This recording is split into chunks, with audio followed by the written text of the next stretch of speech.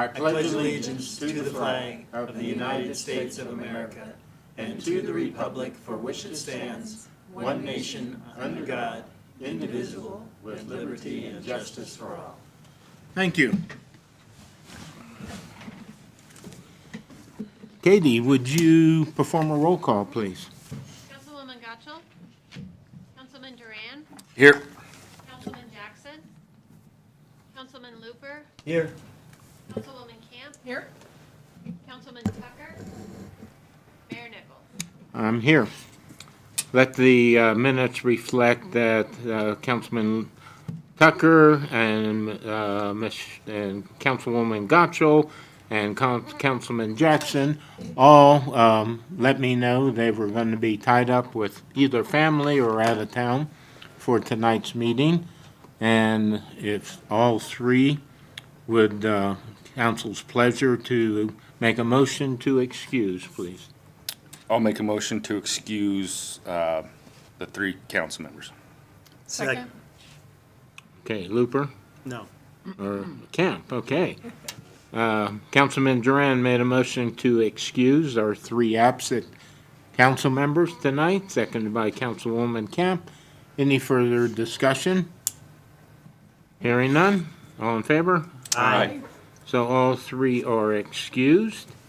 Going back to our strategic planning session we held, the mission of the City of Craig is to provide exceptional service, enhancing quality of life and preserving our cultural values while investing in the future. Everything we do on council should fall in those guidelines as our mission statement. I'd like to call the July 8th, 2025 Craig City Council meeting to order. First item on the agenda is the consent agenda. Approval of the minutes from July 24th, 2025 regular council meeting. Approval of the bills through July 3rd in the amount of $1,162,761.12. I'll make a motion to approve the consent agenda. Second. Councilman Looper made a motion to approve the consent agenda as presented, seconded by Councilman Duran. Any discussion? Hearing none, all in favor? Aye. Opposed? Okay, the consent agenda passes. Item 2, the agenda. Make a motion to approve. I'll make- Second. Councilwoman Camp made a motion to approve the agenda for July 8th, 2025, seconded by Councilmember Looper. Any discussion? All in favor, say aye. Aye. Opposed? We have the agenda as presented. Item 3, presentations. We have none scheduled. Item 4, city manager's report. Mr. Brixis, you're up early. Okay. Thank you, Mayor. Good evening, Council. First off, I wanted to talk a little bit about the Remington apartment fire and some of the, we have provided some assistance and where things currently stand as we know it. I had an email from Red Cross, the regional managers out of Summit County, and he recapped the number of cases, and that's what you'll see here that I highlighted in your report. The number of cases that they handled and some of the cash that they dispensed early on and later. Also assisted with mental health assistance as well as medical care for a number of people. You know, they lost prescriptions, that sort of thing, and some of the folks needed those things pretty badly and couldn't get back in the buildings, so they got assistance in those areas. We assisted with overnight stays. The Quality Inn, of course, offered a great price for the families that were affected in that building.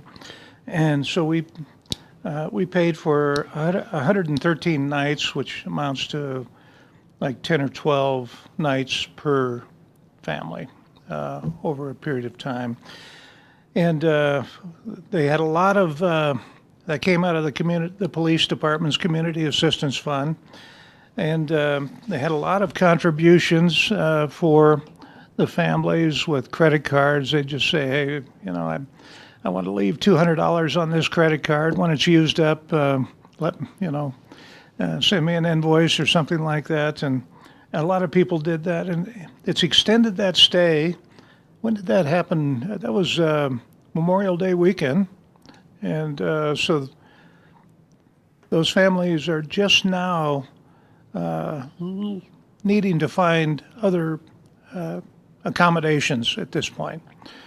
So they've been pretty well cared for. They've kind of peeled off, got down to about 7 last week, and it was soon going to be 5. I think they had accommodations for 2 other families, and I'm not exactly sure where the last 5 ended up currently, but I do know that the Quality Inn didn't count on this, but they are incurring about $5,000 in room night accommodations as a result of a shortage of cash to cover all the nights that are being covered.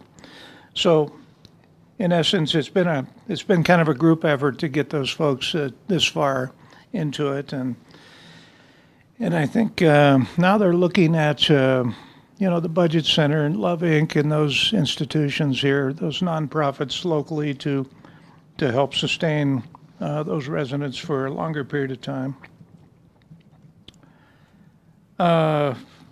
Moving on, Mayor Nichols, I think I had a couple of concerns about the tagged control boxes and transformers around town. And so we started, Danny had called Yampa Valley Electric, I'm sorry, Public Works Director Paul. Welcome. And so he's made connection with Yampa Valley Electric, and they're looking to have some folks over here. They're also hoping for some assistance in identifying locations. I sent Mayor Nichols an email today from Justin Kuhn. He's our CDOT engineer here locally, and I talked to Justin yesterday. He went out and took several photographs, and so he's pursuing what resource CDOT has to deal with several sites of. Did I share that with the rest of council, those pictures? There was quite a few shots of different control boxes and bridge stringers that had been tagged, and a number of locations around town. And so they're trying to determine if they have the resource to deal with that. They have the chemical, they have the spray to deal with the graffiti, but I'm not sure if they're going to come back to the city to see if we can help them with some of their locations that have been tagged. So Peter, on that note, is there something we can localize, one of the service clubs or an organization? If the CDOT provides the cleaner, I assume, is there any risk, because these are on transformer boxes and other electrical items, some things like that, so. Well, that's a good offer. I'm assuming it's like a stripper, paint stripper of some sort that they would apply to some of those boxes. Yeah, But just check on I that. can, is that an offer from the fire department or the? No, but potentially we Parrot could heads? talk to the Parrot Heads, for example, and, Okay. and put it on their agenda, but we could spend, or another service club, Rotary, and, and just approach them and say, it's the broken windows theory. The more that it happens, the more that it continues, but if you clean it up, it solves quicker than letting it grow. Yeah, be nice if we had some footage and identification on some of these people. Yeah. Maybe Doug can address that during his report and see what we have. You notice I didn't Doug, bring get to up work. Doug, Peter, what about, I've noticed the same thing on dumpsters, on our city dumpsters. And I know they're dumpsters, but they still. Would that be, I guess, who's responsible for that? Would that be the customer? These are like the 6-yard dumpsters, those kind of Around things. China that are getting tagged as well? Or is that something the city can go and, I I've think noticed a we, lot of that as well. yeah, I think we'd have a hard time getting the customer to deal with that, but I'm not sure. It's in their possession. I mean, it's leased to them, but ultimately it's probably their responsibility, but I'm Or would not sure. solid waste, have every few weeks have some hours opening that they could just, I don't know, go spray paint them. Just something. We have enough, I think we have enough dumpsters, we could start swapping them out and repainting them, because we do that on occasion, just to dress them up. So I'm not sure how many we're talking about, but over time, I'm sure we could get them knocked out that way, as just part of our normal maintenance program. Yeah.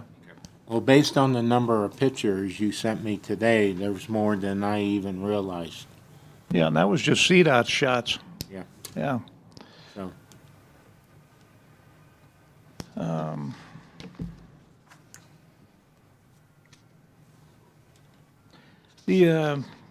I think I sent out some information on the employee picnic. We're actually looking at this point, looks like we're taking back the grilling. We're not looking at catering at this point, so that's a change. We're talking 1 to 4 on August 14th. Certainly like to have council attend with us and the employees. It's going to be a little bit extended. We're probably going to take the entire afternoon. That's why we're getting such a kind of a late start on lunch at 1 o'clock in the afternoon. So we have a lot of people that get off at 4. It doesn't make sense if we have a 2-hour picnic and have them come back to work. So we have some events planned, some team building exercises, and it should be, well, it's something a lot of communities do. We just haven't taken that much latitude to really do something that nice for the employees in terms of a summer picnic. So we're going to do it this year. At least that's our plan. as long as it's not a dunk tank for the mayor. Okay. We actually talked about that. Now, the assistant mayor maybe, but not the mayor. We just called it the council dunk tank. Yeah, we thought maybe that would be.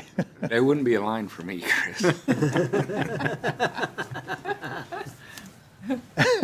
That's pretty confident. Swim. Also, I had put in my report the MOU that was recently passed, and there was some discussion at the county about and concern about some of the terms within that, and so I provided the explanation. I think it's going to go forward at this point. I don't think they're going to have an issue with it, but and just so everyone's clear about this, within the MOU, we said we would take the previous 5 years of usage at the cemetery and come up with an average, and if in future years, for the 5 years that that MOU is pertains to, if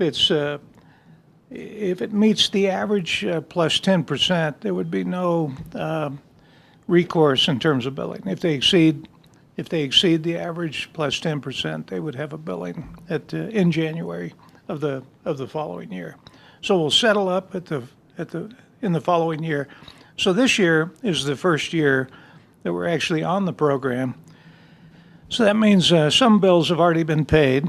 So we're probably looking at a rebate in January of next year. So we'll have to consider that in the budget cycle, how we handle that.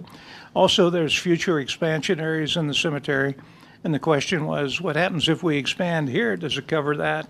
And I said, no, we would have to renew the agreement if you expand the area and see if that's going to be covered in future MOUs. And Heather agreed with my response, so I think, frankly, that's what it said, pretty much. I mean, the agreement was pretty clear, I thought. Peter, I'm confused. What is their issue, since we're basically giving them something free that we've never given them before to make the cemetery look nice? Why would they have any issues with that? That's a good point. I don't understand why it just wasn't, oh, this is great, we'll sign it and come back to you. I really don't. Right.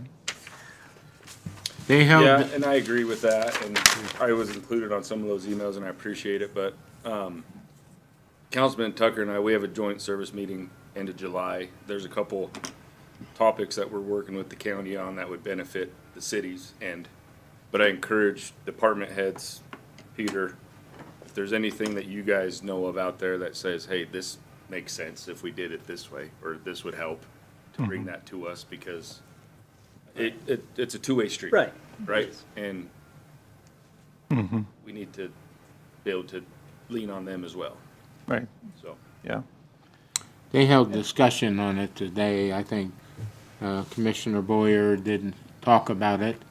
I didn't hear, I was on Zoom, what their final vote was. It was on the consent agenda, I thought, but it's not listed on their agenda, so. So we don't know the outcome of the vote yet. They might have denied us. Well, I'd be with Randy, want to know why. so. No, I'm curious on Yeah. that as well. Yeah. Yeah, so moving on, July 22nd, it looks like we have a joint meeting with the county and the council here in the council chambers. And we're going to be talking about the latest version of the establishment agreement, as well as some of the pieces we haven't seen yet from Parker Schinken with Taft, Sherman Howard, the law firm that's handling that for us. And so they're likely going to come with bylaws and a charter to discuss at that meeting. So it's a 2-hour meeting on our regularly scheduled council evening on July 22nd. We'll start about 4 o'clock, it looks like.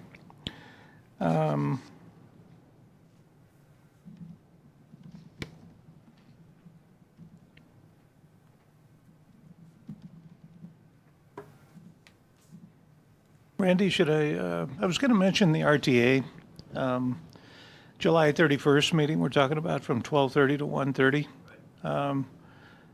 It's not firmly established yet until we meet tomorrow. Should I? Go ahead. I was going to mention in a minute, but yeah, you can go ahead and mention it. Just that. Okay, so it's kind of an outreach for the Regional Transportation Authority. We haven't had a meeting here. Steamboat Springs also has one planned on the 31st. Bill Ray will be here. We haven't established a yeah, we have, Yampa Building. That's the Yampa building. Yeah. So we're at the Yampa Building on the 31st of July from 12:30 to 1:30 that afternoon, and going to talk about the actual RTA ballot question. I think is more the conversation about the ballot question pertaining strictly to the formation. There's no tax question associated this year with the RTA. Yep. So. Okay, I think that's all I had, but I wanted to introduce, and we haven't put our official format out for department reports, but Danny had put together some bullet points that you have in your packet, and I'll introduce our new Public Works Director to kind of discuss some of those items. Great. Thank you, Peter, and good evening, Council. Thanks for a few moments of your time. As a reminder, I'm your new Public Works Director. I'm going to call myself new until I've settled in a little further. I'm 16th day on the job today, so. And you're still here. Yeah, I'm Nice. still here, and I'm learning about all the great things that the city's doing, and especially the Public Works departments. As a reminder, when I speak at these meetings, I'm generally covering the building and planning and zoning department, water and wastewater, as well as road and bridge and solid waste. As we transition into me being new and gaining experience here on familiarizing myself with everything you guys have going on, I've asked my directors to still kind of continue taking lead on their items here at the meetings, and hopefully in short time I'll be taking over some of that. But I provided about a dozen bullet points of things that I've picked up just in talking to my team since being here, and it's quite a bit. I was just going to hit about 6 or so of them, but I welcome any questions you have on any of these. First and foremost, I wanted to recognize Chad Yeager, who is a new employee of ours. He's in about his second month, so he has a lot of tenure over me. But Chad is our new building inspector, and he works under Marlon as the building official. And we couldn't be happier to have Chad on board. He's been working hard and doing a great job and giving Marlin some much needed relief in the building department. After that, I wanted to just quickly circle back on the graffiti issue. I have a meeting tomorrow with our road and bridge and solid waste director we need to quantify how much of it's out there and come up with the plan and see if we can lend any resources to CDOT and YVA. Of course, we're hoping that they can fulfill their part and take care of that, and we'll give you a report at the next meeting how that's going. I'll wait until I try to mobilize then, Yeah. some groups.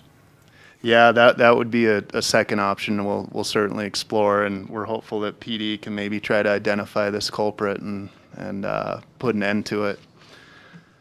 The next update I had was on the Meadows Apartments. We recently completed our review of their site plan application. Marlon, Carl, myself primarily looked at that. We had a handful of comments, nothing too crazy, that we returned to the developer, and they're working to address those comments. We've offered a meeting with them soon. The goal is to get to a Planning and Zoning Committee meeting in early August, followed by bringing that plan to council for consideration. I'm also working with the developer, the Dragoos, to finalize the cost sharing and grant contracting structure along with DOLA. There's some complexities there that we're sorting through, and Peter was very much handling a lot of that. I'm just trying to take some of that on for him. The next one I wanted to highlight was the Craig Cleanup Day, which was held quite a while ago, back on May 17th, and I included there some data on all the junk or recyclable items, however you might look at it, that was collected, totaling roughly about $6,000 in fees that we charged the citizens to collect that stuff. I see it as a great event to try to promote doing the right thing and disposing those items in the correct way and not just littering the streets with it, which we see sometimes. Last year I was told that there was a loss on how much we collected in fees and then had to pay the company out of Meeker who comes and picks it all up and disposes of it for us, but it wasn't much of a loss. We don't know yet what those fees are to the Overtons out in Meeker.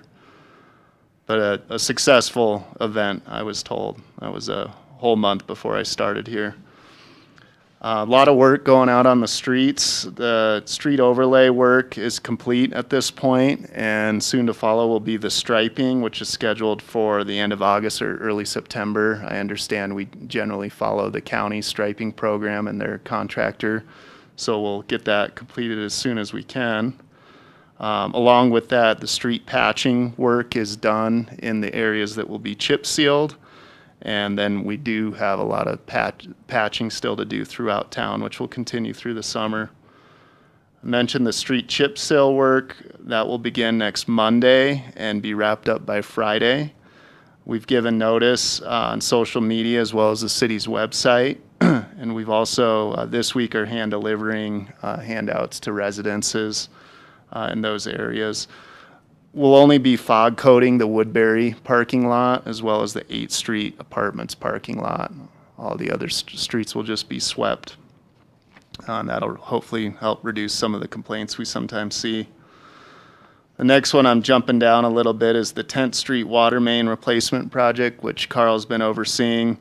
That's happening on 10th Street between Rose and Legion Streets. I understand we're currently working in kind of a tricky area around several existing and former water lines, so some tight areas, but everything's on track for completion before school starts, and I think we're working within our budget as well at this point. And then also in the water department, the work is continuing to investigate lead service lines, and that's the first phase of that's nearly complete.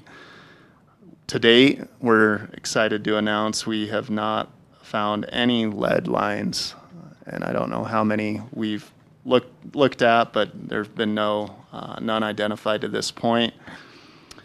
The project has required a lot of staff resource time in the field to monitor the work and track the results. We basically have to have someone out there the entire time that they're doing the work to make sure we're confirming what we're finding. The reason for a little bit of a break in the work is this project is grant funded, and so therefore we have to get right of entry permits from, or approvals from the adjacent private property owners, and we're having a little bit of a tough time getting those. So rather than keeping our contractor mobilized, they're gonna move on and come back later in the summer when we've obtained some of those approvals. And then a couple others I wanted to hit on that aren't listed here, mainly because I don't have a big update on them yet, but I promise to either have a presentation or include some more information at an upcoming meeting. The Boys and Girls Club sidewalk connection, which would connect from the city park out to the Boys and Girls Club along the south side of the highway, and at some point in there make a at-grade crossing of the highway. I'm working on that. I'm kind of taking that over from Shane Baker, Road and Bridge Director. We are moving forward with an engineering firm to put together a concept plan that shows, conceptually where that trail would live and then where that crossing would be. And we need to get under a contract first, which I'm working on with Heather, and then we'll get that work started. It's only about 4 weeks until we can get a concept plan, which should roll nicely into the budget season. I'm also attending the Northwest TPR meeting this Thursday, and I understand there could be some available multimodal funds that I'm hoping that, Mayor, we might be able to connect on before and talk about a plan to maybe see if we can go after some of those funds to help fund that. The concept was to complete the work in-house, the construction of it, and hopefully under a partnership with Moffett County. And so to that end, I talked to Shane, Road and Bridge Director, today about taking that design to the Joint Services Committee. Councilor Duran, which you're on, potentially at that late July meeting. I don't know if we'll be ready quite then, but to start formulating a partnership and make that project a bit more serious. That was the main topic of our last meeting when Baker was there. And so I think the county agreed that if we can get a conceptual design, kind of see where it lays, Yep. that they'd be, willing to look at it and hopefully help out with it. So. Cool. Great. Yeah, I just don't know if we'll have that concept drawn up in time for that meeting, but we may still just Everyone in come and August. talk. Yep. Get it to them before their budget. So. And then the plan is to eventually get that plan in front of you and maybe consider allocating some budget with next year's project. I did talk to Shane about the feasibility of getting the project done this year, and both of us don't think it's very realistic. And then I also helped Shane. We basically have finalized the RFP for the road master plan, which is, I think, in the strategic plan, a goal to get out and started on this year. And so we're going to put that RFP out, Katie. She may not know this yet, but getting those newspaper advertisements going next week and opening those proposals, I think it's the second week in August, which should position us well to understand what the cost is and get that work started and get a good head start, get some of the field work and data collection done before winter. And then lastly was just a follow-up from a prior meeting. Carl Ray, our water wastewater director, has completed inventory of privately owned and maintained water lines and fire hydrants, a few of which are located by the old mall, I'm calling it. I'm sorry, I don't know the official name. But surprisingly, there's a lot of privately owned and maintained water infrastructure in town. And Mayor, I think you received a copy of that map for fire district purposes. So I think that's about all we had in mind, given those notices out. There's some fire hydrants that are privately owned and maintained that aren't in great working condition. So we just want to make sure that the fire department is aware of those if they ever need to fight a fire in those areas. Originally, when I asked for it, I thought there would be a limited number, so we would be able to retain that information. There are so many of them on that map. I don't know how many actual, but zones around town. I never even dreamed there were that many. So I guess, I don't know how we confront this. Is it a fire district issue? Is it a city water issue? Or, who's responsible for the hydrants? Yeah. It's the private property owner, I assume, but they're attached to city water, correct? Yeah, that's my understanding, but the infrastructure themselves are all, like you mentioned, privately owned, and would be quite an expense for the city to take all those areas on, and I imagine there could be some code enforcement potentially pursued, especially in the instance where the hydrants are providing fire protection and they're not in working order. So we'll talk to Carl a little more offline to see where we may go with this, but for now, we wanted to get the map out and get it into the hands of the fire district and at least. Fire chief has the information. We haven't discussed yet what we will pursue. We would have to have property owners and information and quite a project to probably look that up to send out letters, so. So those privately owned fire hydrants, you guys don't ever touch or Nope, maintenance, so. No, we don't. you don't even don't know. exercise or So- flush them. And do we know if the property owner knows that it's their hydrant and not the city's? Do we have any idea? I would assume most of them probably, I'm going to turn it over to Carl to field these questions. So in most cases, the property owners are aware that it's their responsibility, but very few, for instance, there is a company that does backflow and hydrant work it's out of Craig, and they routinely test, I think, 5 private fire hydrants a year is all that they exercise and operate, and they're probably, I didn't actually count them up, but there are a lot on that map. So most of those are not being routinely maintained. We don't, we get involved when there's a situation like at the mall when they were doing some work and they had trouble shutting off the water and needed to bleed some pressure out of a hydrant, and the hydrant went shut, and so we find out about some of these, or if there's a fire or something and something's not serviceable, but unfortunately that's not being proactive.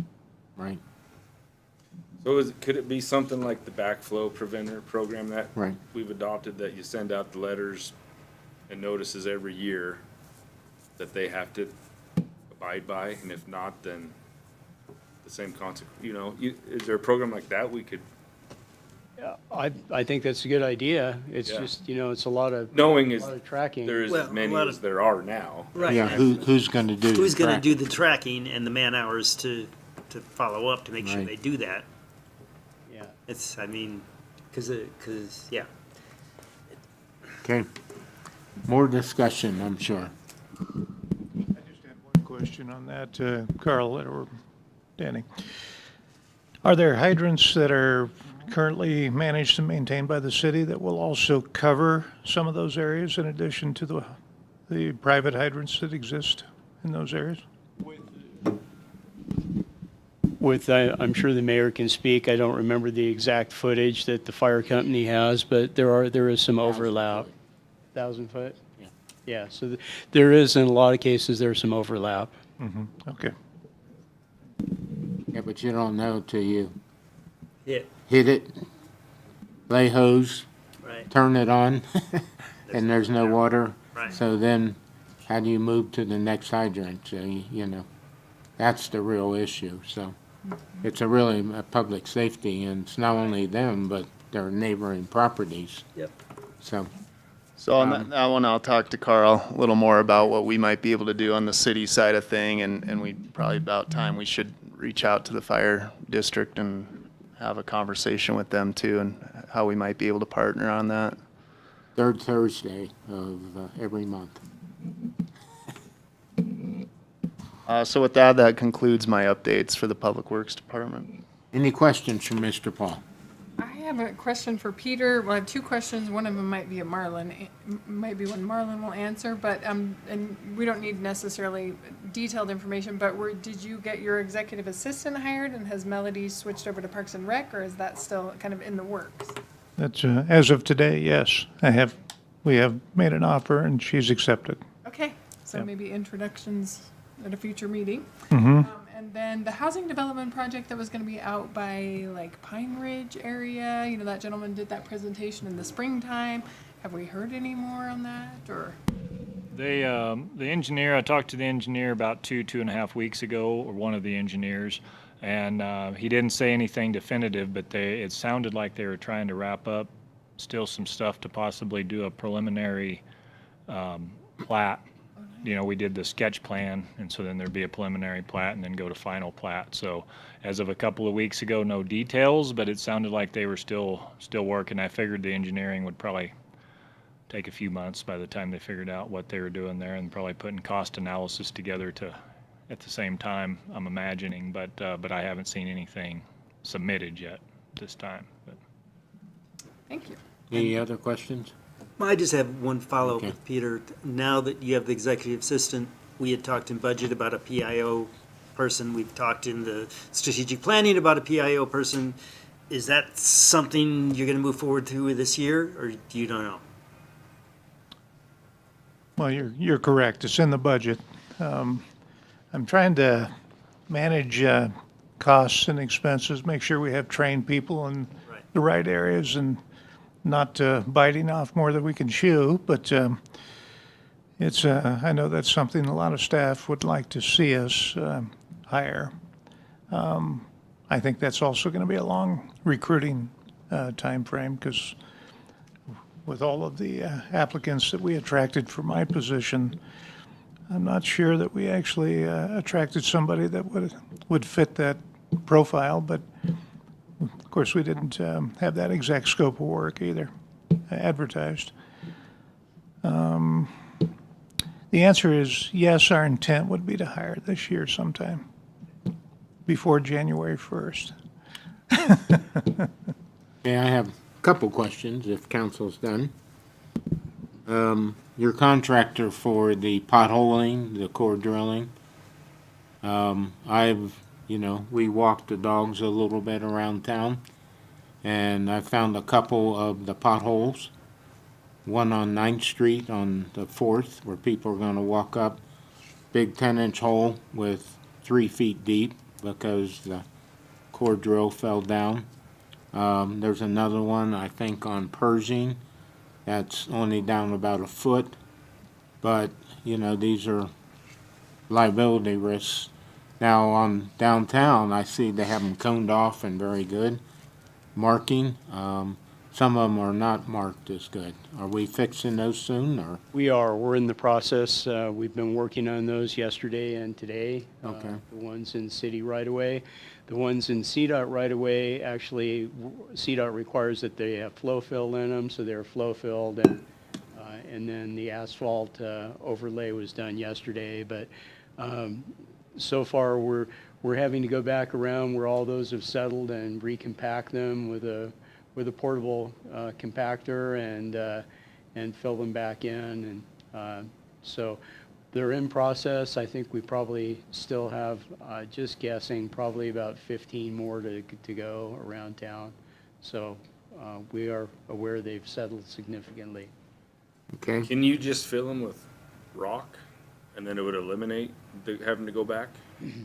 Well, some of them, the pothole work had to angle to find a service line or something like that, and so they just don't, the voids don't get filled very well, so it's better to do it with Class 6 material and compact it.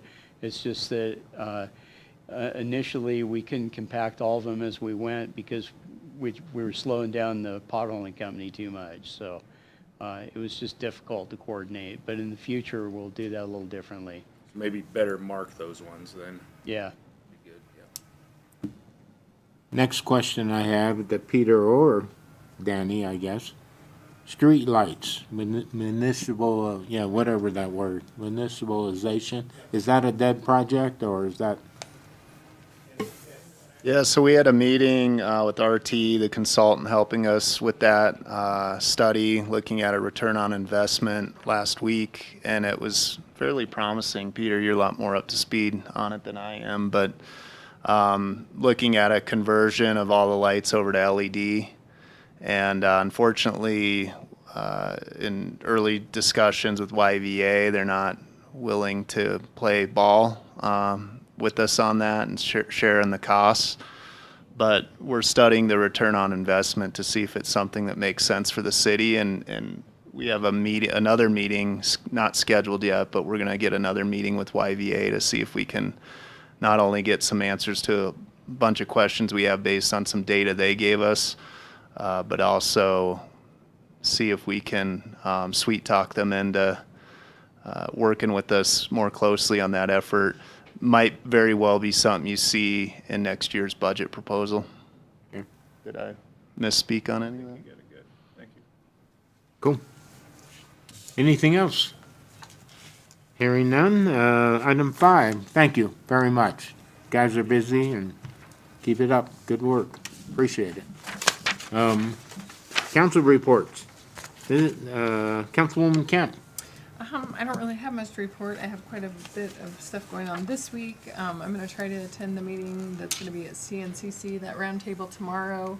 And then we have another, a second interview for one of the master planner, groups, and on Wednesday, Thursday? Wednesday. Wednesday. And then, LMD meeting is on Thursday. The MRH, roundtable discussion is also on, I believe, Thursday at 5. I'm rushing my week, so I have quite a few things this week, but not really anything other than that to report. Councilman Looper. Like Councilman Camp, I have a lot of meetings coming up. Most of mine were canceled because of July. They don't meet. I did go to the JOLT conference with the mayor, and got a lot of information. It's always good because you get a lot of people from a lot of different energy areas talking, along with a lot of people from the Western Slope to meet and talk about various projects. The things that I found fascinating are the 2 points, or 2 or 3, is one that with data centers, they are starting to look at tying them up with power plants. Meaning like you build a data center and you build the power plant right next to it. And so that's something, we haven't really talked a lot about that, and I don't know if Tri-State has much, but that's something that's really growing as a good possibility. Other thing I thought was interesting is that most of the stuff dealing with renewables, which is molybdenum and uranium, is out of Colorado, which I hadn't realized. A large portion of it is mined out of Colorado with both those. And then the other thing I thought was fascinating was a comment by the governor of Wyoming that there's over 14 states that are solving their renewable problem by buying the power from Wyoming, which I found was fascinating. So you're solving your renewable problem by buying from a coal state. But that's just a comment. Had a DBA meeting. Homemade Homegrown was coming up this weekend.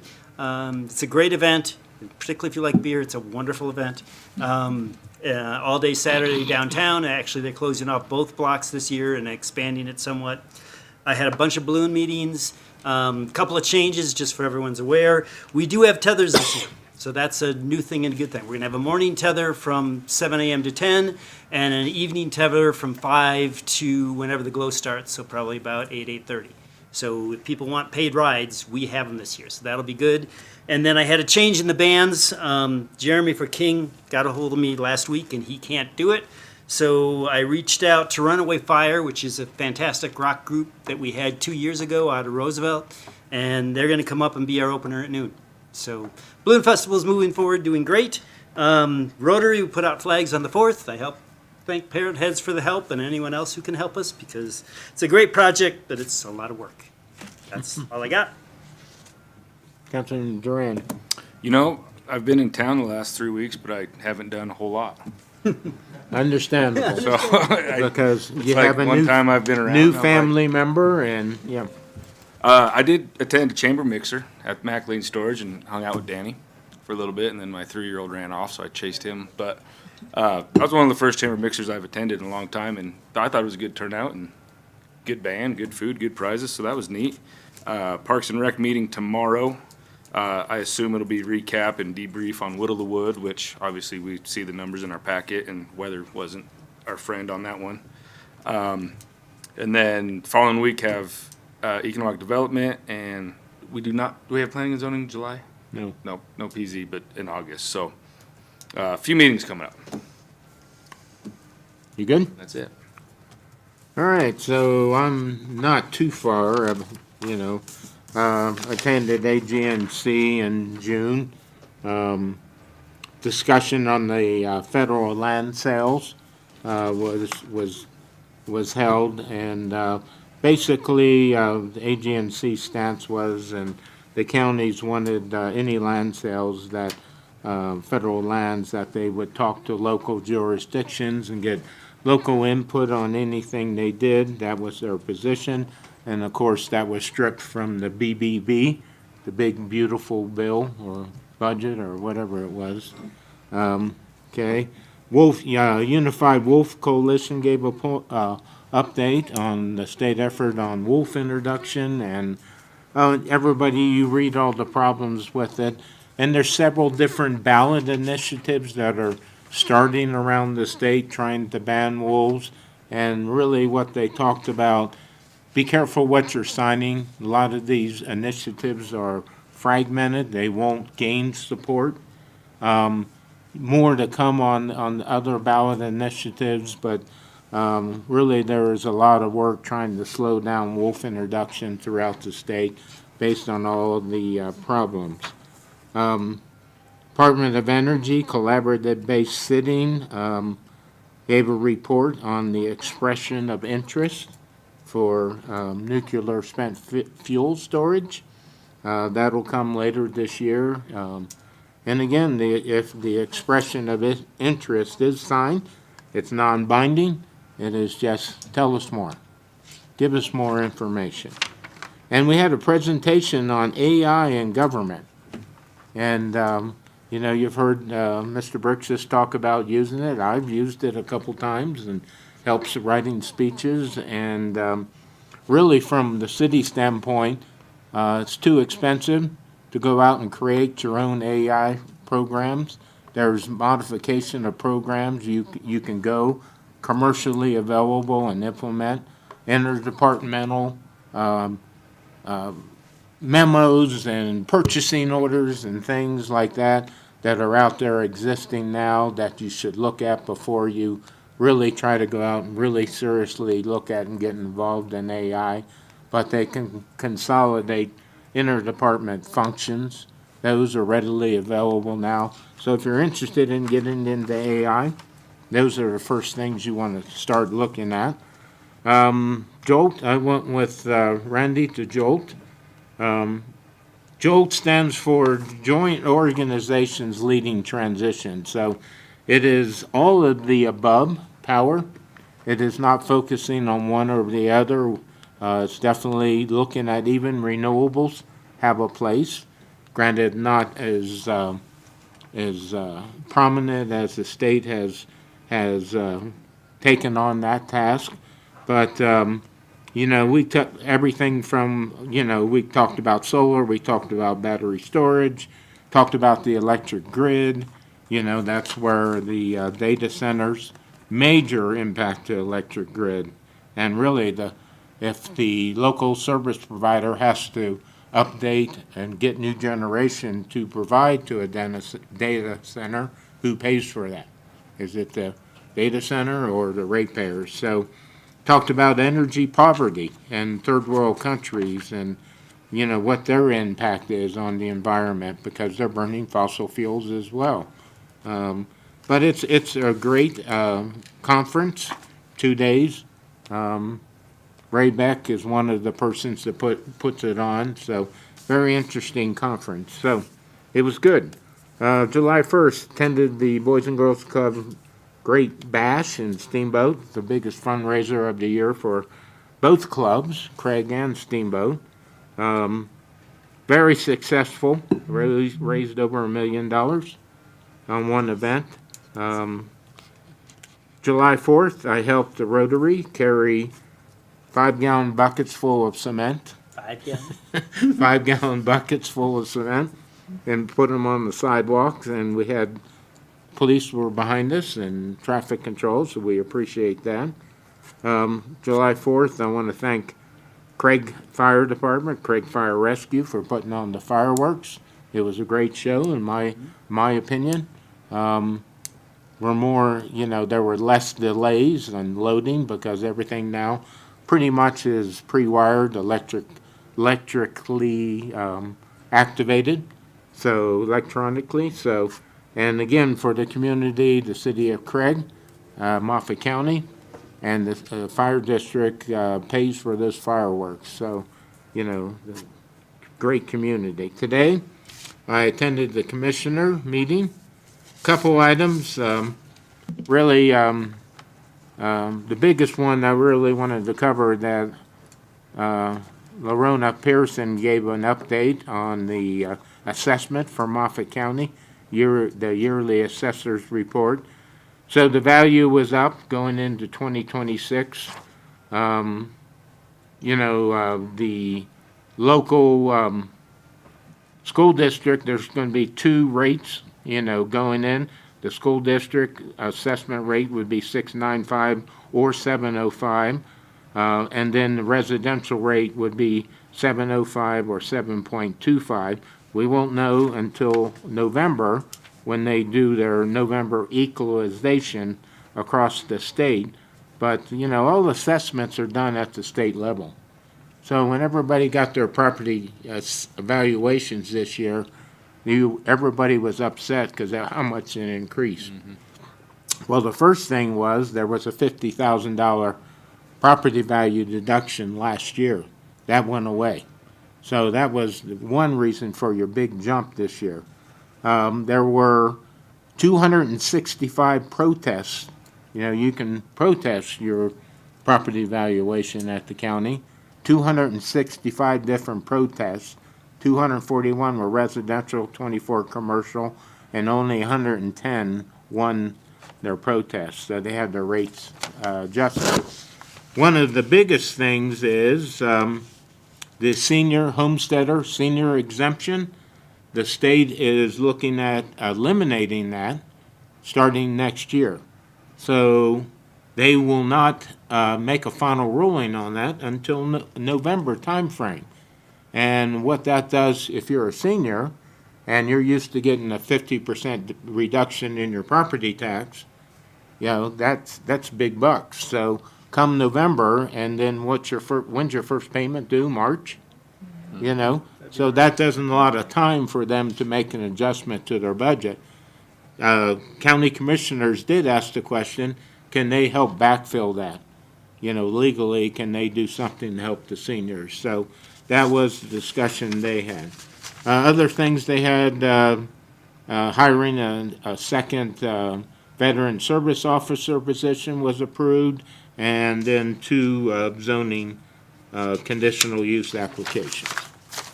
So that's about all I have. I have meetings like the rest of everybody else. We'll move on to item 6, public comment. Regular council meeting agendas and council packets are posted on the city's website to keep the city residents informed of city council actions and deliberations that affect the community. Public comment time is set aside for citizens to address the city council on matters within the jurisdiction of the city. Each speaker is allotted 3 minutes to speak. Speakers may not create their time to another speaker. The council can only act on matters that are on the agenda, but may place matters brought to their attention at this meeting on future agendas for consideration. So with that being said, I want to open up public comment. Feel free, this is your opportunity to address council about the city. Good evening, state your name and address. Good evening, Mark Parchman. I live 1725 West Drive in the Woodbury, and I've been a citizen for about 50 years in Craig. I've put a picture on all the councilmen, and Pete, you have one there also. If you look at that picture, there's a corner on a street, and if you look through the tree, that's the mall, the old mall. If you really look close, it'll be Big O Tire, the old Safeway. Well, living in Woodbury, I do walk a lot, trying to do things, and there's really no sidewalks ever. And from my recollection, you can go all the way from Walmart all the way down Highway 40 until you get to Taco Bell before you get an intersection, except that corner there, which is on Finley Lane.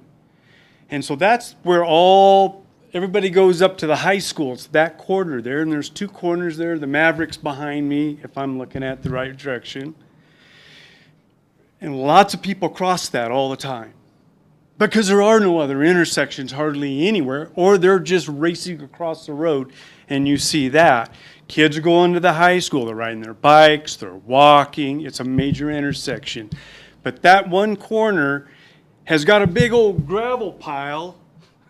And as soon as you get to the corner, you gotta either walk up, thank God you don't have a wheelchair, you gotta walk up gravel pile, or you gotta walk on a slope this way, but what everybody does is, they walk right back in the street. That's where all the young kids learning to drive are pulling around to go up Finley Lane. So in the winter, it's worse. You're trying to walk on this highway. If you don't wanna walk on Highway 40, you walk on Finley Lane and you go up. And then you get up far enough, you could cut across, you get into the old Safeway parking lot. If you try to go to the intersection on the other side, where the ladies do all the flower gardens there and stuff, it's the same thing. Second you get there, there's no sidewalks. What do? Well, you can't cross over to this big old mound, so they cut across the roads trying to get to the parking lot. I don't know who controls the sidewalk. I know for decades we've talked about putting the sidewalk there, and I'm not even trying, that's a complex question, I'm sure. I don't know who has the easements. I don't know if Safeway still owns that corner, or Big Oak actually acquired it, or whatever. I just want something simple for our kids and for me, that when we walk up to this intersection, we can get into the parking lot without having to go into the road. If you give me a loader for 30 minutes, I will dig a flat spot both directions and dump the gravel up on top. I mean, it's nothing hard. But it would be so simple, and our kids are going up it all the time, and the young drivers are going up it all the time. It's the only intersection. And they're gonna cross it illegally somewhere, I see it all the time. Or they gotta walk, not on sidewalks, all through the properties to get to the Taco Bell, and then they try to cross over there. Okay. I'm just asking for the city council to look at, see if there's just some way we can just dig a little flat spot across. No sidewalk, no concrete, whatever. If you wanna do that, that's great. But just something that'll protect the residents of Craig, because we have nowhere to cross. Right. Thank you. We appreciate it. Okay, next up. Public comment, opportunity to address council. Going once, going twice. Okay, we'll move on. Item 7, public hearing, we have none scheduled. Item 8, other business. Building official Marlon Eckhoff to present for discussion and approve and award the bid for the museum sewer line replacement to Phones in the amount of 89, well, that's gonna change, right? No, the awarded bid is still the same. Okay, 89,400. Mr. Eckhoff, you're up. Good evening, council. So, the museum's had some sewer issues quite a bit in the last few years, and so this project is kind of it's all going to be done at the same time, but it's kind of a two-part deal. There's some exterior sewer line that is no good anymore, and so it needs replaced from where it exits out the museum in two places and then goes out to the alley there behind the museum and ties to the main. So the bid is to replace all of that, replace the concrete that's out there, and then also inside the building, a majority of the sewer building drain underneath the concrete is also old cast iron that was replaced decades and decades ago, and so it's failing as well. So that's what this is for. And so we on July 1st we opened bids for this, and we got three bids. Two of them included for the entire thing. One of them included for the exterior portion, but we got one from Kaiser Construction in the amount of $160,273. It's outlined in your memo there. That included, I have a note on there that it includes AC and furnace removal and reinstallation. What the deal is, part of where the sewer comes out of the building, there's two AC condensers. Those have to be removed and rehooked and re-energized there. And then on the interior portion, there's a forced air furnace that runs right, that sits right on top of where one of the other portions of the sewer is going to be. So that's an additional, it's on this scope of work. Obviously, it'd be done by a HVAC contractor on that. So that was in our original RFP because we wanted to make sure it was covered so that we wouldn't have any overruns cost-wise. And so that was in Kaiser Construction's bid. And then Phones Construction, their total original bid was $108,900, which included $19,500 to remove those items, which we have contacted them, and as it states below, we got a quote from Masterworks for $4,000 to do all of that work. And so we figured Phones was totally fine with us doing that under the maintenance contract that Masterworks kind of somewhat already has with the museum, and coming in just a couple of weeks ahead of time and removing those so that they're not in the way for the contractor, and then that saves us over $15,000 as well. So that was what Phones bid was, so $89,400 includes replacing all of the sewer line on the exterior and on the interior, and everything else that was included in the RFP except for the removal of the mechanical equipment. And then we got one bid from Anson Excavating. However, they were not interested in having a plumber and doing the inside. They just quoted $39,000 to do the exterior portion from the building perimeter out. Originally, I told him it was probably okay to submit that if that was all they were interested in doing, because we didn't know if budget-wise we'd be able to do all of it, and we thought, well, if we have to do this in two separate phases, then that's possible. So, but we're trying to get it all done at one time. So that's kind of where the three bids come in there, and Kaiser Construction did give a second option of lining the interior, epoxy lining the interior. However, to me, that's more of a Band-Aid. And with that cost and replacing the exterior, they were still at $97,569. So they were still above the $89,400. They did do a complete bid and put a lot of time into it to itemize everything out. But so anyhow, that's kind of the difference there. My recommendation is to award the bid to Phones Construction, and again, I spoke with them, and they are more than fine with separating it and having the $89,400 be awarded to them as the bid award, and then the other $4,000 would just need to be appropriated as well, though, so that we have that funding for Masterworks. And so that should take care of that project.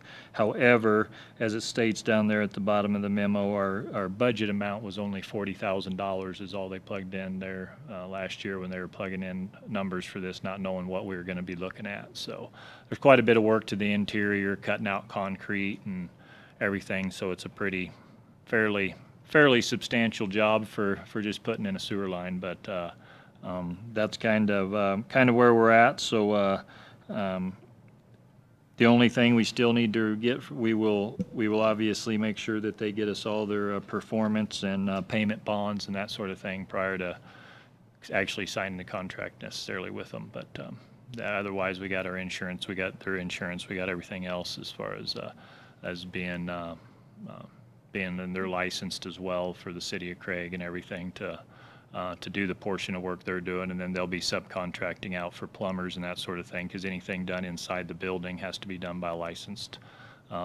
plumber, any of that piping install. So I don't know if you all have any questions. Marlon, with the budget, 40,000, was that for the entire project that they were looking at when they did the budget, or was that for just the inside portion? That was, Dan's not here to speak of that. I think that was for the entire project, but I wasn't involved with the building maintenance at that time, so I don't know what. I was expecting more like that $80,000 mark at least. Right. That was. I mean, if you're doing both, that makes sense. So I was just curious. Yeah, and we entertained possibly just doing the exterior. However, you almost have to enter under the building to make that tie-in very well. Right. And we're afraid going out to another RFP for the interior might end up being a more costly issue and more inconvenience for the museum as well, so. I agree with you on the lining, the Band-Aid. I spent a lot of money doing that, and it failed a couple years later, so might as well get it done right. What's the building's 102 years old now? Something like that. Yeah. Can they provide a detailed schedule, I guess, to Dan? It's gonna be pretty impactful on operations. Operation, yeah. We have tentatively, I have talked to Phones. I was trying to get some additional information. They are available, they actually were available to start either on the 21st of this month or the 28th. I told them the 28th would be better because we got stuff to move at the museum and that sort of thing downstairs in a couple of rooms. And they're proposing either by next week, we're supposed to have an on-site meeting with them and Dan and go through all that scheduling, and they said they'd have their plumber there as well so that we can make sure we're all on the same page as far as, if they're using, especially if they're using gas-powered saws there and that sort of thing.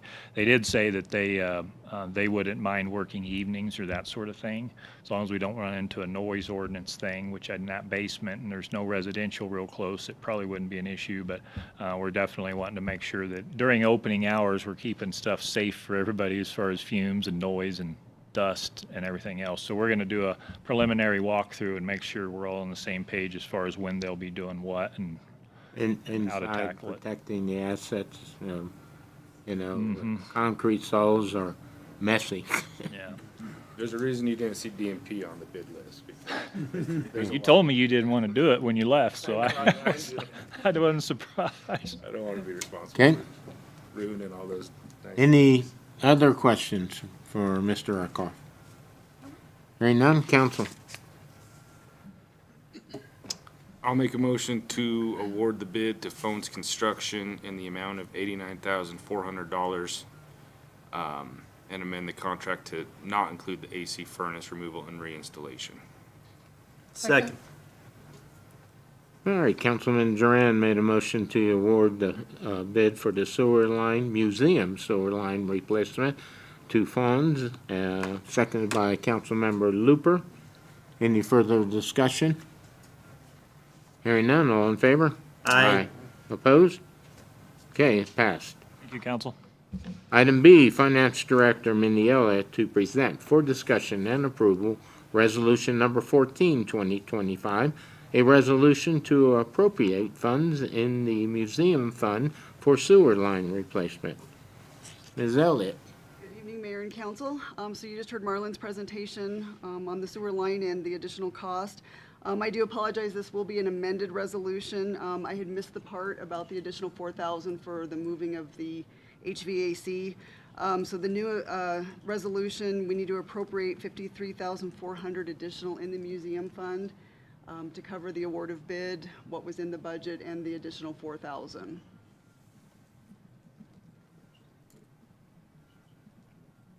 The 53 includes the 4,000. Includes the Does, four. yes. right. Your bid packet, or your council packet had it 4,000 less, because I was missing that piece. Okay. Questions? You have the dollar amount then in your motion? Okay, I'll make a motion to approve the moving 53,400 to the museum. Museum what? Museum fund. Museum fund. Thank you. Second. Councilman Looper made a motion to approve Resolution Number 14, 2025, seconded by Councilwoman Camp. Further discussion? Hearing none, all in favor? Aye. Opposed? Okay, it passes. Item C, Water and Wastewater Director Carl Ray to present for discussion and approval the award of a bid for the water tank or water truck to Victory Motors of Craig, $64,494. Mr. Ray. Good evening, Mayor and Council. The Water Department has a 2012 pickup, Unit 402, that's used by Water Distribution It has exceeded the 12-year replacement cycle. We went out to bid. We received 2 bids, one from Victory Motors of Craig and one from Siltahar Motors, which is in Broomfield. And the low bidder for the vehicle plus the flatbed boxes and extended warranty was Victory Motors. So my recommendation is that we award to Victory Motors. The budget was $65,000, so we're just very little under that. Good, being under. Questions?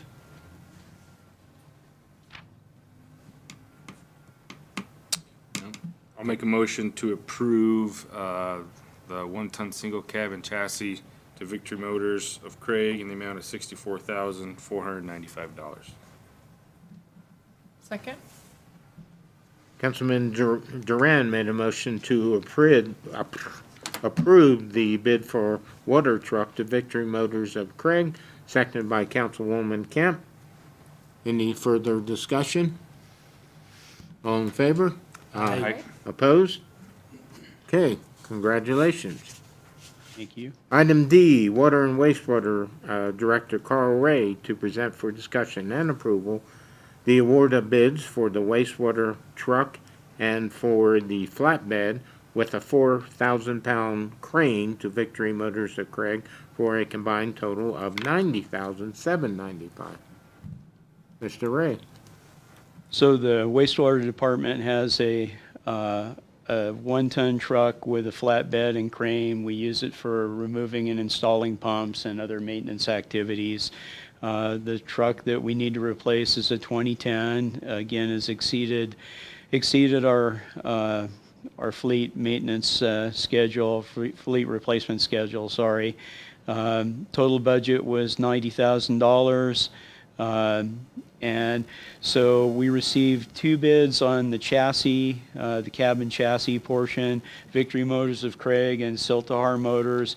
Victory Motors was the low bid at $39,195. And then we received 3 bids on the flatbed with 4,000-pound crane, 1 from Victory Motors and 2 from O.J. Watson. Apparently it was 2 different people within O.J. Watson that bid. The bids from O.J. Watson are less than Victory Motors for the crane portion, but they do not meet the specs. So the bed is too short and does not meet the stowed boom length and some other things. So my recommendation is to award to Victory Motors for both the cabin chassis and the flatbed with crane. So so that would be slightly over budget, but we've had 2 previous capital projects that were totaled $91,042 under budget, so we do have an offset in there.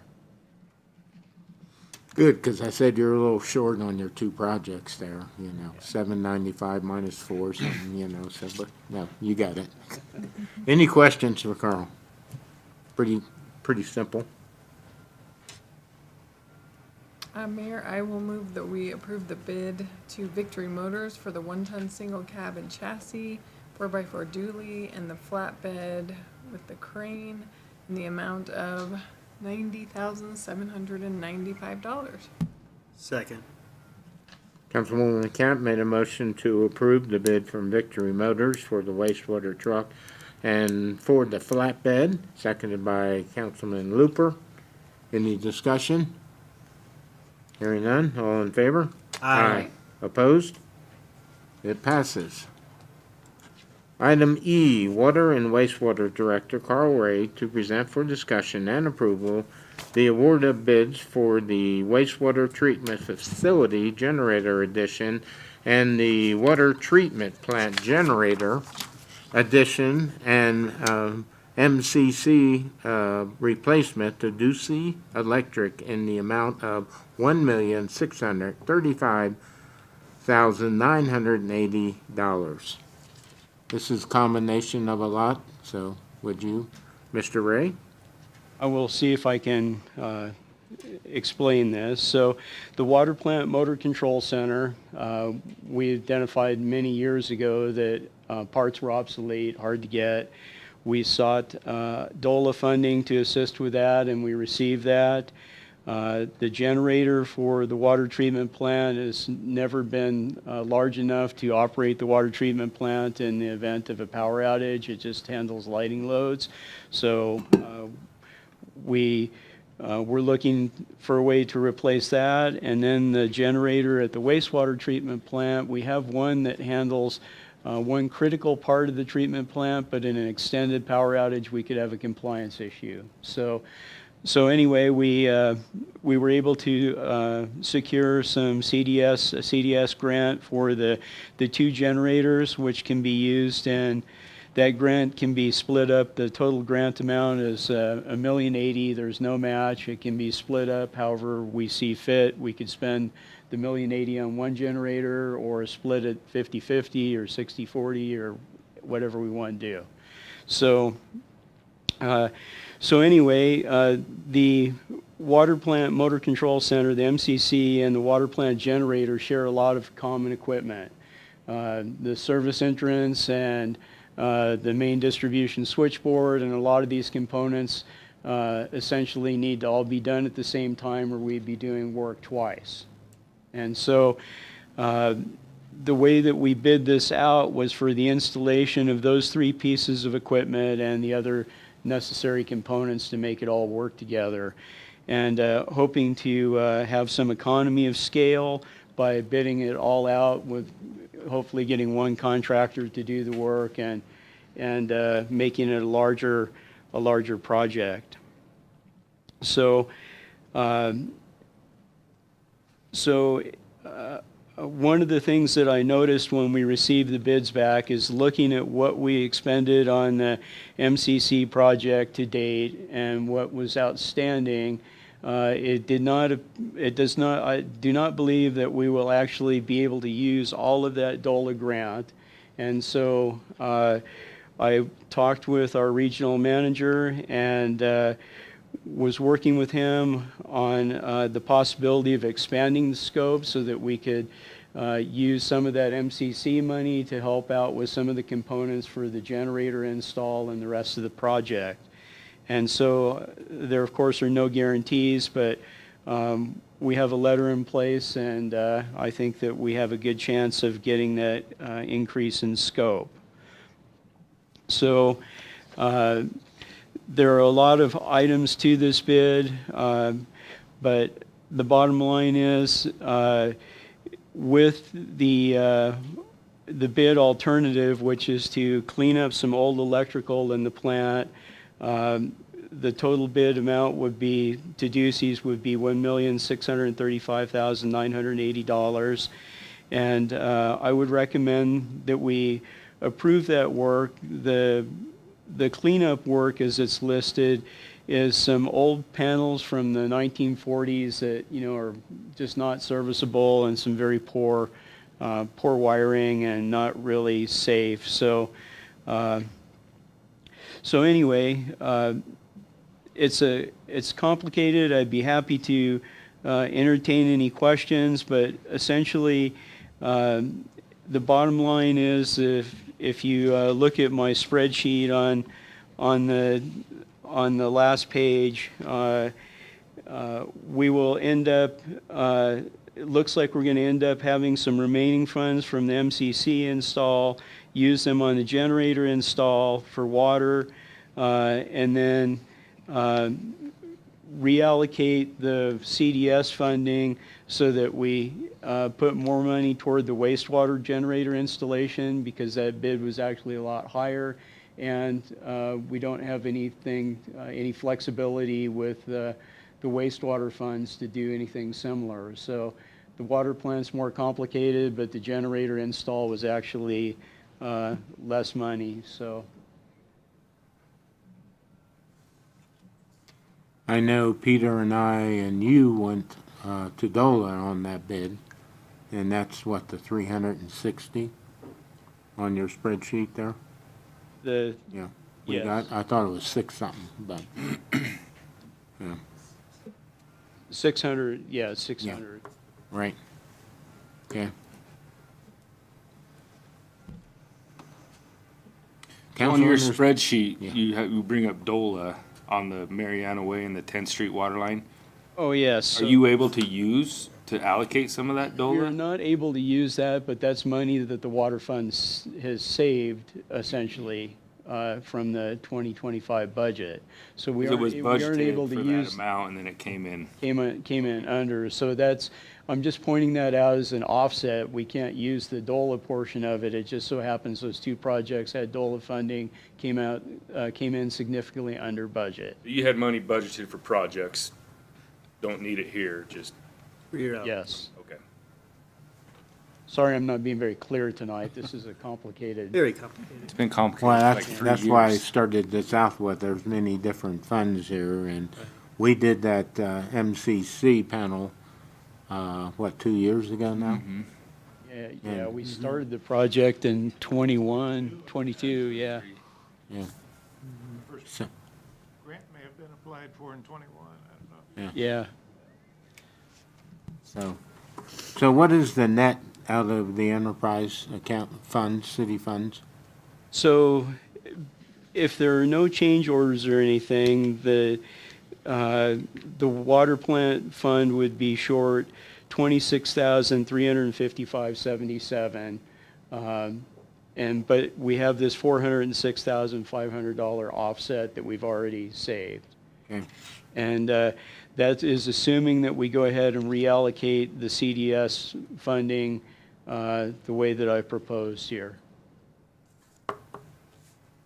Okay, so 26,000 on the 1,000,006. Right, That's be good.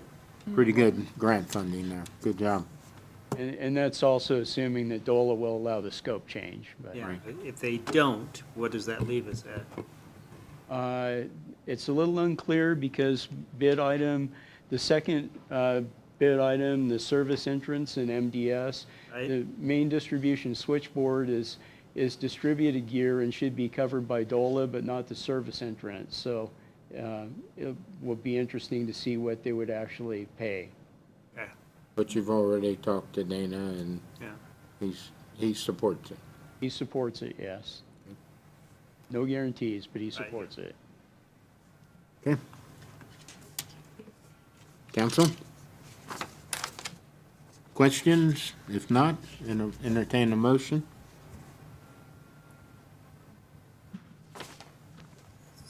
So the motion is basically to spend the 1,635,980 to Correct. Ducey. Okay. Then I'll make a motion to spend 1,635,980 on the various generators and service interest and other repairs and award the bid to Ducey Electric. Second. Councilmember Looper made a motion to award the bid to Ducey's Electric in the amount of $1,635,980. Seconded by Councilwoman Camp. Any discussion? Hearing none. All in favor? Aye. Opposed? It passes. Good job, Carl, explaining that. Yeah. Okay, item F, Finance Director Mindy Elliott to present for discussion and approval Resolution Number 15, 2025, a resolution to appropriate funds in the wastewater fund for the standby generator purchase. Good evening again. So you just heard Carl's explanation of the redistribution of the grant funding. So that does require, for us to be able to spend it in the wastewater, we do need to do an appropriation for the standby generator. So this resolution is to appropriate it $195,202 into the fund for the grant coming in.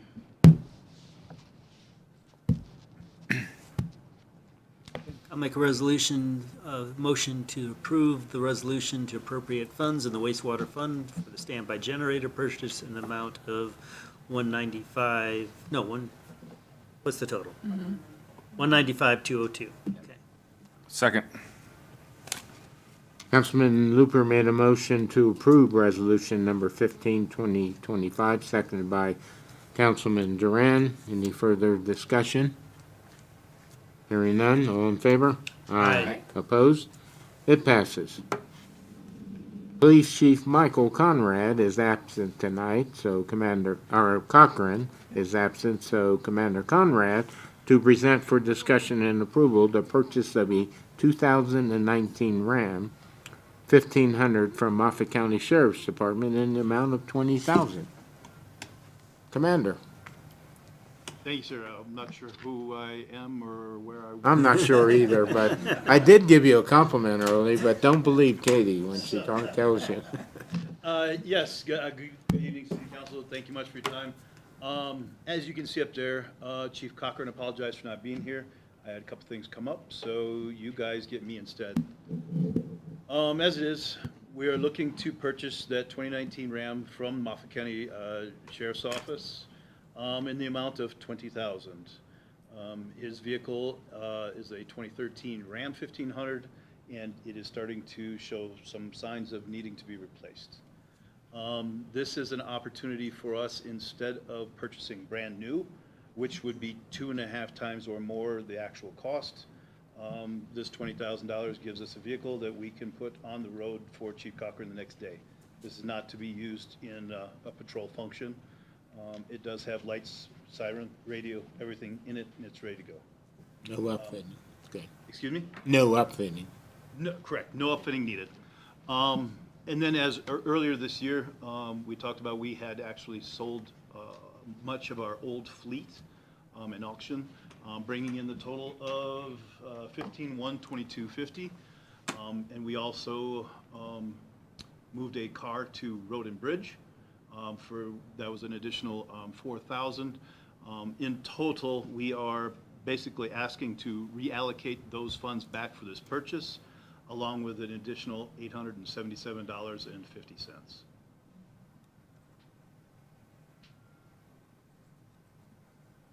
Questions? Can this, No, go ahead. this is a prime example of department heads telling, you know what I'm saying? Like, can this wait till our joint service meeting, or does he need it tomorrow?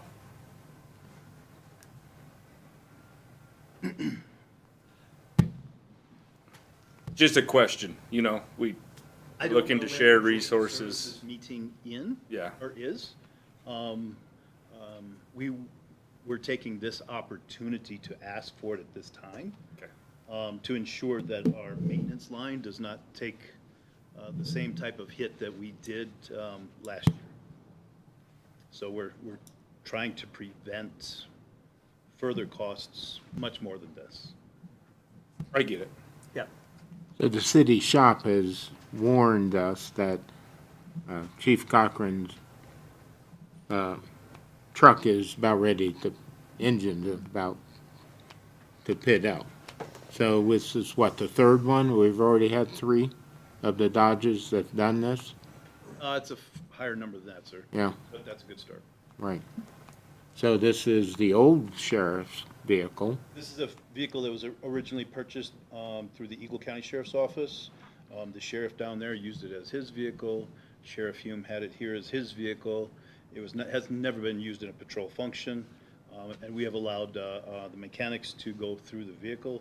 We have all of the maintenance records on it available for us. I just think this is a good prime example Of a of trade. sharing services. Right, I yeah. have a hard time saying we're gonna purchase this after, you know, so I understand the need of it. I'm not questioning that by any means. Just questioning I mean, I'd love Or why to be we able have to buy it. We can plan these out better. $40,000, yeah. yeah. So yeah, back to my point, if department heads or staff can say, look, this is a prime example of, you can bring this up in joint services, maybe we can negotiate, you know, moving forward, so. I think the department heads, yeah, did work this out among themselves, so. But it didn't go to the commissioners, and I assume this doesn't have to go, right? Sheriff's vehicle, yeah, No, won't Okay. have to go to the commissioners. that's why we buy it. okay. Any other questions, comments? All right, council, pleasure. I'll make a motion to approve the purchase of the 2019 Ram 1500 from Moffett County Sheriff's Office in the amount of $20,000. Second?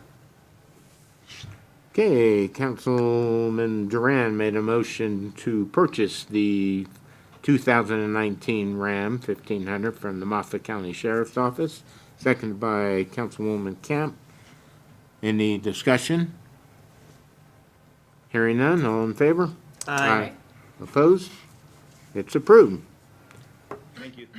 Item H, Finance Director Mindy Elliott to present for discussion and approval Resolution Number 16, 2025, a resolution to appropriate funds in the general fund for the Police Department vehicle purchase. Ms. Elliott? Good evening again. You just heard Commander Conrad's presentation on the purchase of the vehicle. So this resolution is to appropriate an additional $20,000. We are receiving in the $15,122.50 from the consignment auction, and then the $4,000 is a transfer from Road and Bridge for a vehicle.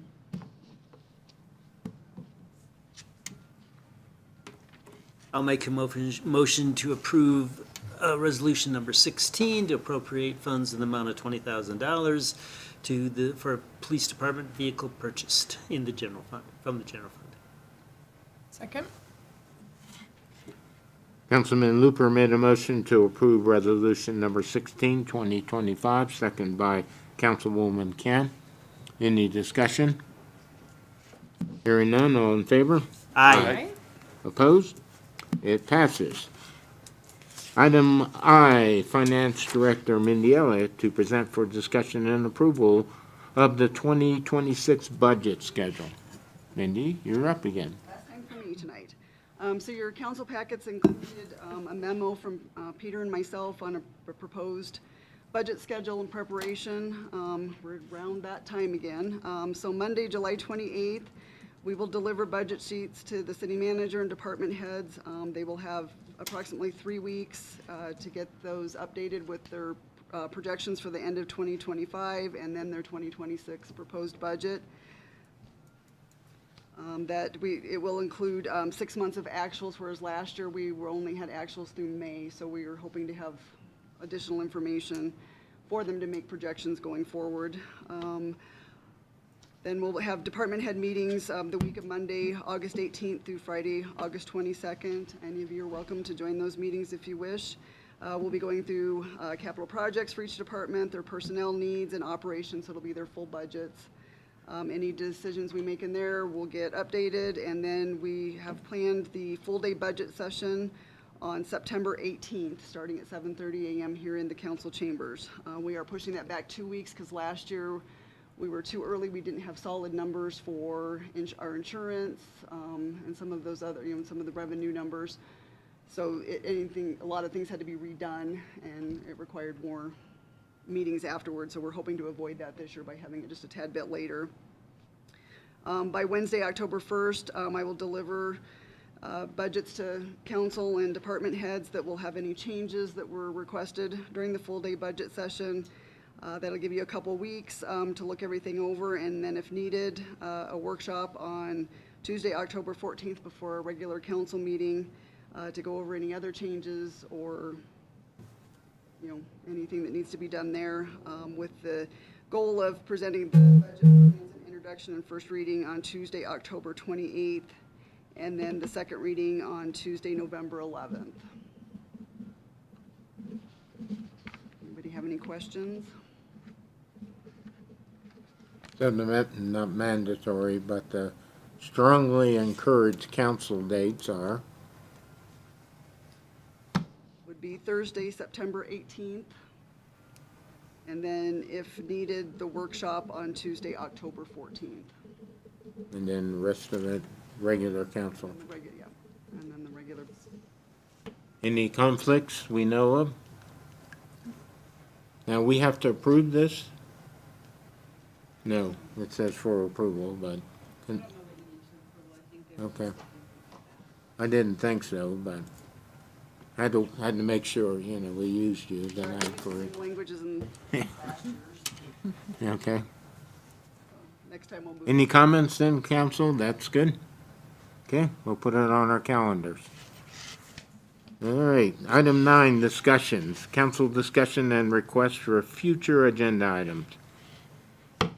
Anything, council? moment. Hearing none, I had one that I had taken to Mr. Brixis. Is I presented several months ago some models of other communities have on vacant building ordinances. As something potential for us to look at and draft and find some information on. You know, we've had buildings that sit vacant in our community since 11, 12 years in right prime commercial downtown space. And obviously would apply to all buildings, but somehow there would be assessed, you know, an ongoing penalty. So I know some of these buildings have valid offers on them and they're turning them down. And, you know, multifamily housing and everything. So and all the way to commercial. So that's a request, and you're going to start working. We actually have some of that data. but Okay. Got it finalized. And I do appreciate your response on the graffiti. So, all righty. Anything else? Okay, staff reports. Commander Conrad to present the police update for June 2025. Commander, you're up again. Good evening again. It seems like it's been forever. So before we jump into the basic numbers that we get reported to, in regards to the graffiti and that conversation from earlier, our dispatch center has received 0 complaints regarding graffiti. I've done a check already. I've met with discussed with the supervisors already this evening, and while we are seeing some of it around different spots, we have not come into contact with anyone engaged in the acts. We're going to try to stress that a little bit more.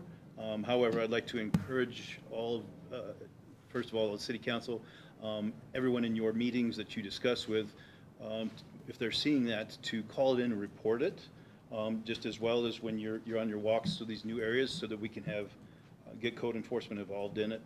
I've already discussed with the city attorney about using that through the city court system as well, in some help, so possibly with cleanup operations. So we'll try to nip this in the bud, but the bottom line is we might see it, but nobody is complaining about it. So there are some bridges around town where we have seen an increase in. We've talked with Shane Baker up at Road and Bridge about that as well. So some of it has been working on. We just haven't seen what you guys were discussing this evening. Okay, thanks. So without further ado then, so the numbers from the law enforcement side, as you can see, everything is pretty much status quo. Calls are always increasing. Some of them take a little bit longer than others. Domestic violence up a little bit again, and property crimes.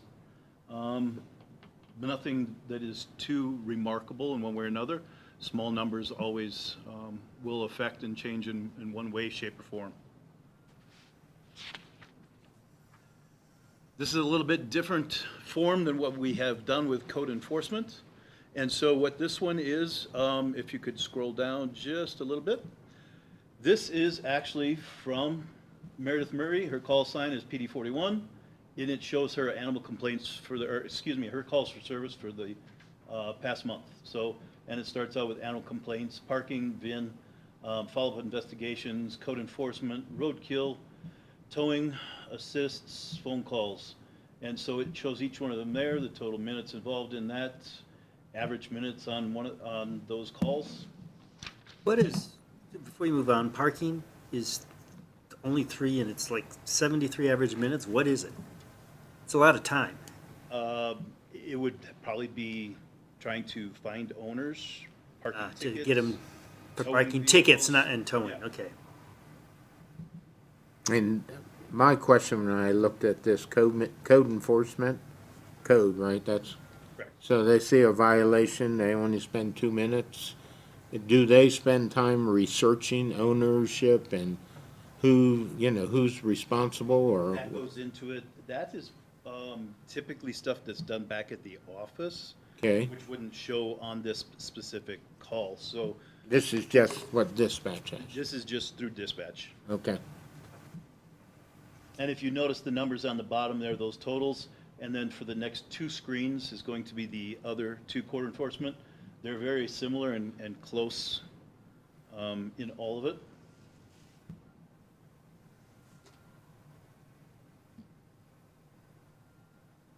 And as you can see, all three of them are staying quite busy. We do have code enforcement on now 7 days a week. Tuesdays is our only day that we do not have a minimum of 2 code enforcement on, working within the city.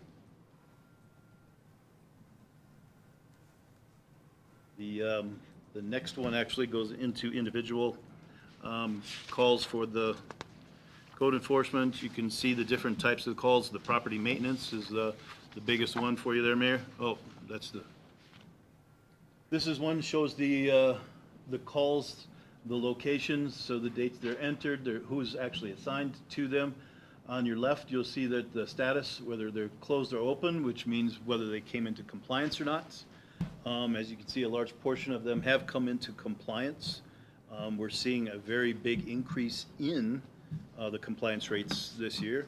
I don't know if it's because we've been trying to hit them harder, but we are encouraging more and more of the door hangers, which is getting done what we wanted to accomplish and help keep everything looking good around the city.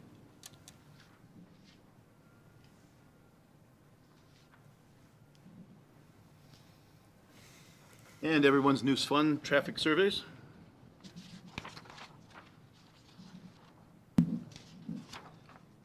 so I see some, I don't know when this report was pulled.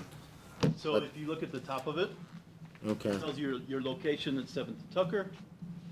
The start day was May 8th, end May 12th, and your times are on the right-hand side there.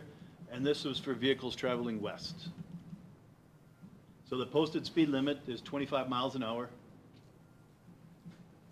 Out of all the vehicles that went through there, you had 1,914 of them that were at or under the posted speed limit of 25 miles an hour. And 16 of them were over that posted 25 mile an hour. Back to the top graph, you can see that 4 of them were in the 26 or 27, which is 1 or 2 miles over. 28 and 29, so you're the 3 to 4, and 2 in the 36 to 37, which could be people trying to set their high score for the game, or I can't tell you because that for that speed for that road with the bumps in there should be tearing those vehicles up.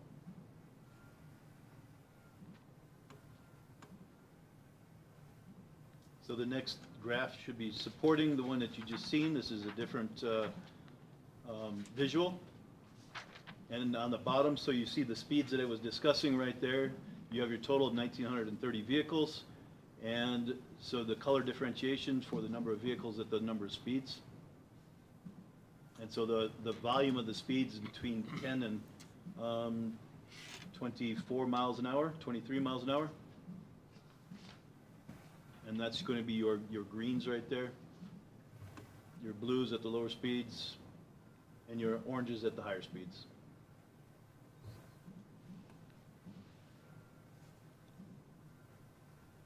And then you'll look, this is for the other direction. And so this is going to show your times of day. And the times of day when those vehicles are traveling through. And these are counters.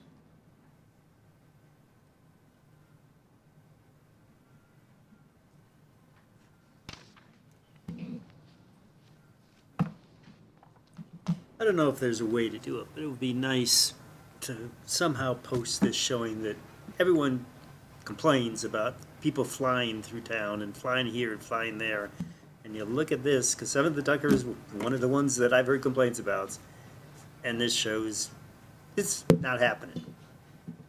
That's, it's true and correct. It does not support the amount of complaints that we're getting. Right. Which tells you that there's 1 or 2 vehicles that are being seen at just the right time. And the perception is that all vehicles are doing that. So we do patrol those vehicles, or patrol those areas throughout the day as well. So we try to make our presence seen as much as we can throughout the city, not just certain sectors. So. So the placement of the speed trailer, is that based on complaints received, or? Some of them are from complaints received, some of them working with Road and Bridge, where they have received complaints or they have questions on vehicle traffic, so that way we can give them numbers. You know, because on 7th Street and like you said, at 7th and Tucker, you're gonna take out your undercarriage, If you're flying. you know, flying through there, so that's automatically slows traffic down, you know, so, And both complaints through the dispatch center and complaints on social Okay. media have been for this area, which is why Really? we made sure to get both, it was Tucker and Barkley, I believe it is. Berkeley? So we had a multiple data sheet for multiple spots. okay, good. Legion, I apologize, Legion 6.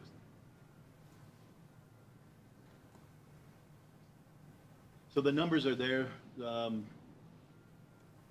Legion and 6, you see a little bit higher numbers over the posted speed limit.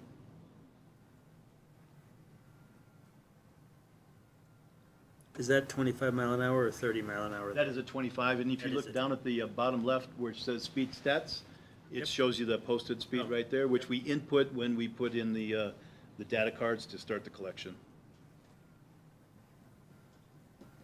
And so it shows you right there, at or under the posted speed limit, you have 7,902 vehicles that are at or under, and you have 721 are over. But you still have an average speed of 18.19 Correct, sir. when doing that many. But I think you hit it right, people aren't watching the average car, it's that Good ones that are one or, flying. one or two maniacs. And so this graph is, once again, it's supporting the numbers of the speed, just in a different graphic. Some people like it the other way, some prefer this manner.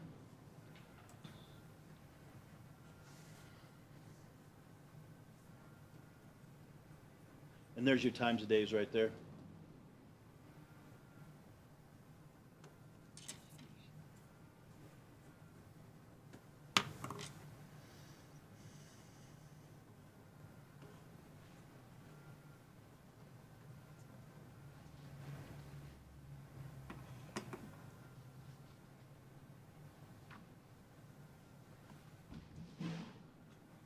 And so when we do the speed trailer placement, we try to place it in both directions so that we get an accurate representation of what is actually going on in that area. Okay, And with that, I believe that is the last page of from the speed trailer. And if there's no questions on any of that, or if you do have questions, well, I have a couple. You know, as council, we get speed complaints, we get code enforcement complaints, dogs at large. So on your code enforcement report here, the ones that are still open, but they have their due date in red, and one of them dates back to 6/14, what happens next step? they would have been summoned in if they were able to be in contact. And then it goes into abatement. Heather, how much are we seeing in city court on these? I know that we have one big property on Rose Street. And I don't know, Doug, if these, are there any inclusive, in these reports, with the nuisance of misuse of property? Well, there's one 6/14, one 6/19, a lot of 6/22s. So I know there's a few, that are kind of the historical folks that we see in and kind of move around.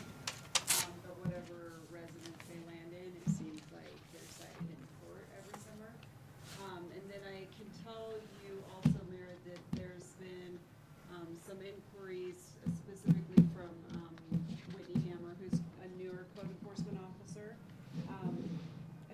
difficulty locating folks who are out-of-town owners, because she can't serve them with the summons in a court.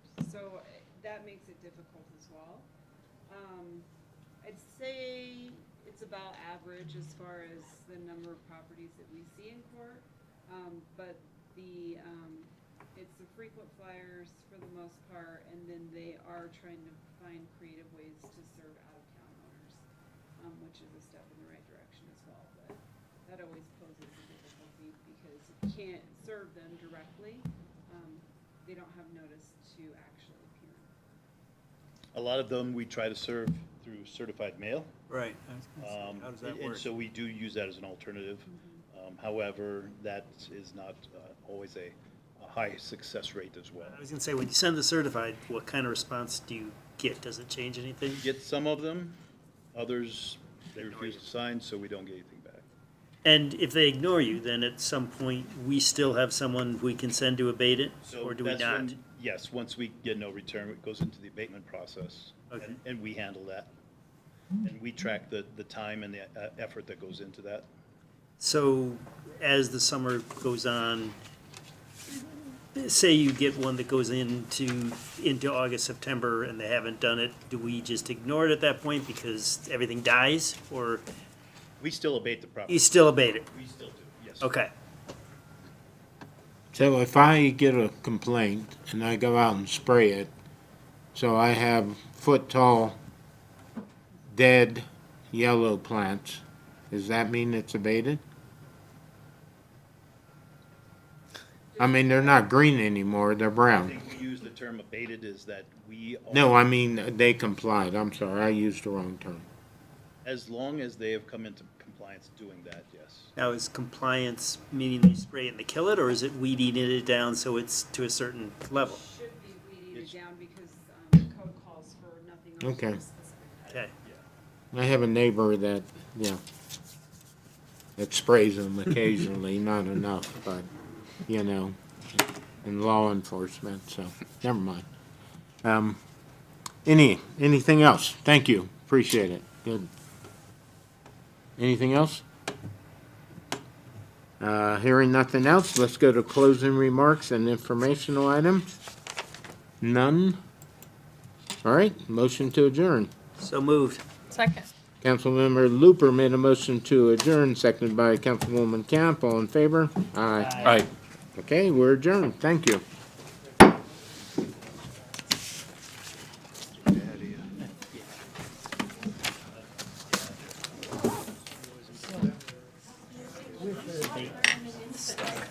What's that? What? Yeah. That when I stop taking care So that's why. I'm waiting for the housewarming party. What do they consider abatement? Because I mean, Awesome packing party. it looks terrible. That was, moving. We just moved. We didn't. Oh, I know, Steve.